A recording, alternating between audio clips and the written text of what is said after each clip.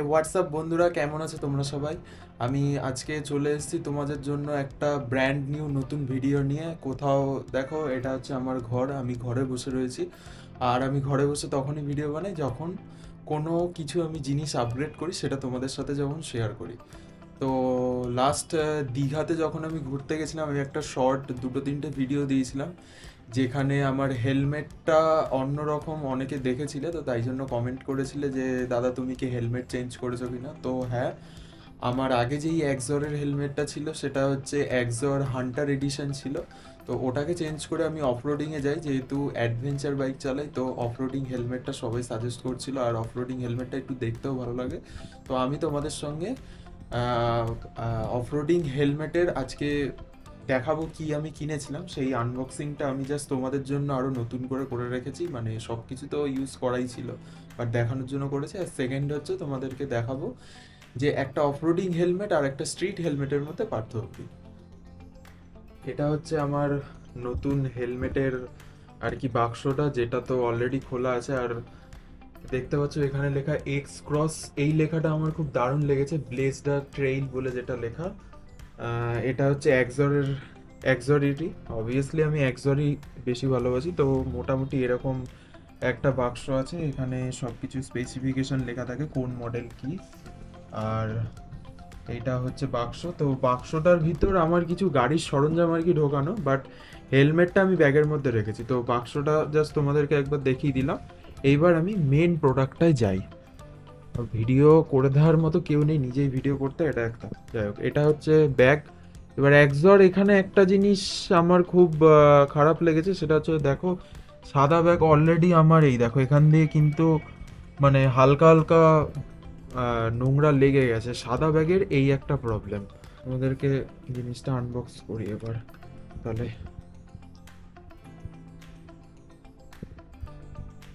And here this is my new offroading helmet. আগে তোমরা গ্রাফিক্সটা একবার চেক করো।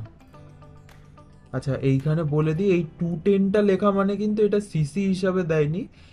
এই মডেলটার নাম হচ্ছে স্পিডোমিটার। এখানে দেখো একটা স্পিডের ছবি দেওয়া আছে।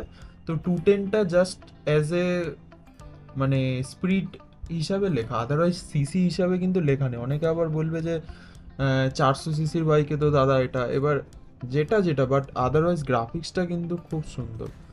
পিছনটা এরকম, এখানে আমার যে আমি মানে পার্কিং লাইটগুলো ইউজ করি সেটার ভেলক্রোটা এখানে মারা, এরকম এক্সর লেখা, এক্স ক্রস লেখা আছে। অ্যাজ ইউজুয়ালি এক্সর dot certified, ECI certified plus ISI মার্কও এখানে দেওয়া আছে। তোমরা যেটা দেখছো, সেফটি নিয়ে কম্প্রোমাইজ নেই। আমার ব্লাড গ্রুপটা এখানে আমি একটা স্টিকার লাগিয়েছি। আর এবার বাদিকটা তোমাদেরকে দেখিয়ে দিই একবার। বাদিকটা হচ্ছে এরকম, গ্রাফিক্সটা তোমাদেরকে দেখিয়ে দিই। এইদিকে কিন্তু ব্ল্যাক আর এদিকে কিন্তু হোয়াইট, ঠিক আছে। এটা তো ব্যাকটা যেটা রয়েছে, আর সামনে থেকে এইরকম দেখতে। বাক্সটা একটু সরিয়ে দিই। এটা হচ্ছে ডুয়েল ভাইজারের সাথে অবভিয়াসলি আসবে। ডুয়েল ভাইজারটাও তোমাদেরকে দেখিয়ে দিচ্ছি। এটা খুললাম আগে। খোলার পর এই যে নিচে এখানে সুইচ দেওয়া আছে, এটা সুইচটা কিন্তু নিচে দেওয়া। আমাদের স্ট্রিট হেলমেটে কিন্তু এই দিক করে সুইচটা থাকতো, বাট অফরোডিং হেলমেটে নিচের দিকে সুইচটা দেওয়া থাকে। এই হচ্ছে সান ভাইজার, দেখতে পাচ্ছ। আমি এইগুলো লাগিয়ে রাখলাম যাতে তোমাদেরকে নতুনভাবে ভিডিওটা দেখাতে পারি। আর এটার আরেকটা জিনিস, এটা তো লম্বা। এবার অফরোডিং হেলমেটের এই যে সামনের এই জিনিসটা যেটা দেখতে পাচ্ছ, এটা দেখো, এটা কিন্তু এক্সপ্যান্ড করা যায়। এই দেখো, আরও একটু, এতটা দূর দেখো, এতটা দূর কিন্তু এটা এক্সপ্যান্ড করা যায়। মানে কোনো সময় যদি তোমাদের কোনো রোদ আসে, মানে অতিরিক্ত চোখে লাগছে, তো তখন তোমরা এটা এক্সপ্যান্ড করতে পারবে। যদিও সচরাচর লাগে না।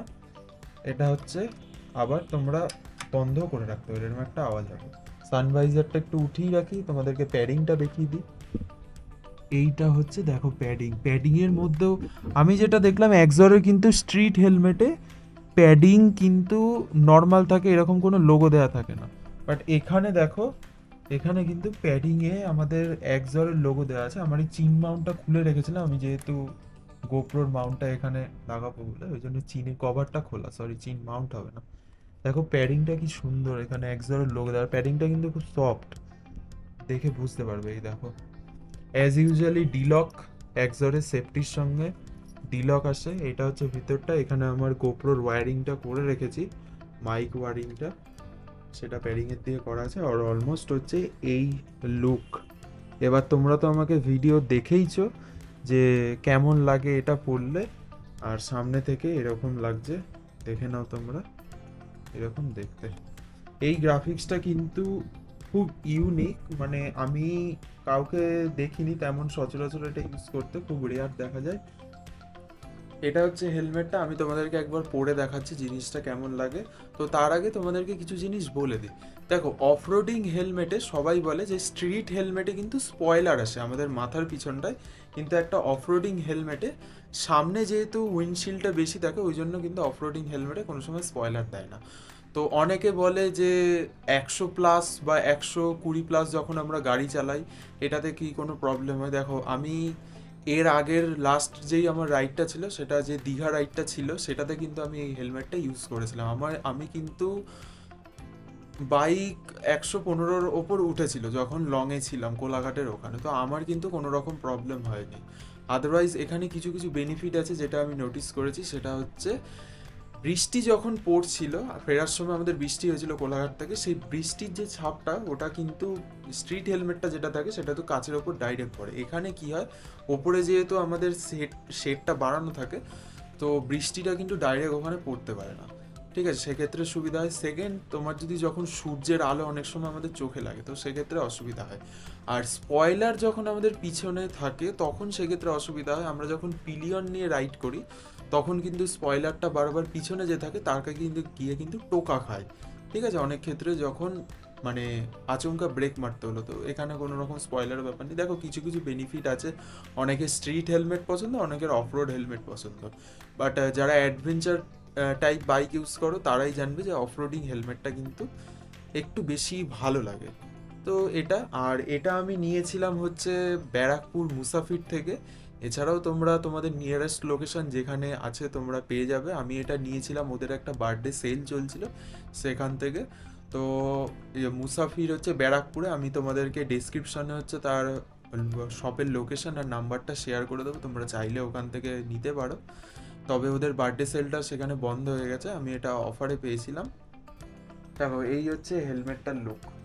এটা ডান দিক থেকে, যেটা হচ্ছে এইদিকে হয়তো হোয়াইট কালার লেখা আছে, হ্যাঁ এটা হোয়াইট কালার। আর এটা হচ্ছে বাঁদিকে যেটা হচ্ছে ব্ল্যাক কালার 210টা লেখা থাকবে।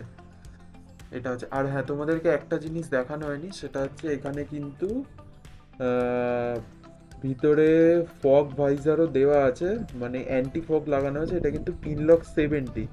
নর্মাল স্ট্রিট হেলমেটে কিন্তু পিনলক 30 আসে, বাট অফরোডিং হেলমেটে এখানে কিন্তু পিনলক 70। এটা দেখা যাবে না, কাগজটা একটু তুলে তোমাদেরকে আমি একবার দেখিয়ে দিই। এই দেখো, পিনলক 70 এখানে লেখা আছে। তো এটা হচ্ছে লুক। হেলমেটটাকে খুলে রাখি, ঘরের মধ্যে খুব গরম লাগছে। হেলমেটটা কেমন হয়েছে তোমরা জানিও, কমেন্ট করো। আর এরকম যদি কেউ হেলমেট নিতে চাও তো তোমরা মুসাফিরেও ভিজিট করতে পারো, যাদের ব্যারাকপুরের কাছাকাছি বাড়ি, বা ওদের হচ্ছে অনলাইন ডেলিভারিও ওরা দেয়, সেক্ষেত্রে অসুবিধা নেই। আদারওয়াইজ তোমাদের কাছে কোনো পিঠের কোনো লোকেশন থেকে তোমরা পেয়ে যাবে। মডেলটার নাম মনে রাখবে, এটা হচ্ছে এক্সর এক্সক্রস স্পিডোমিটার। এটা দু রকমের এডিশন আছে, একটা হচ্ছে রেড কালারের আর আরেকটা আছে যেটা হচ্ছে অ্যাশ কালারের। ভিডিওটা ভালো লাগলে লাইক করো, আর কেমন হয়েছে হেলমেটটা অবশ্যই কমেন্টে জানাতে ভুলবে না। তোমরা কেউ কমেন্ট করো না, কেউ কেউ আছে যারা লাইক করে রেখে দাও, তো তোমাদের একটা কমেন্ট জন্য আমি অপেক্ষা করি, সবার কমেন্টের আমি রিপ্লাইও দিই। তো অবশ্যই তোমাদের কাছ থেকে কমেন্ট এক্সপেক্ট করবো আমার এডিবি বাইকের সাথে এই নতুন হেলমেটটা কেমন লাগছে সেটা জানিও। টিল দেন ভালো থেকে সবাই, সেফলি রাইড করো, সেফলি ঘোরো, জমিয়ে ঘোরো। দেখা হচ্ছে তোমাদের সাথে নেক্সট ভিডিওতে। চলো, টাটা।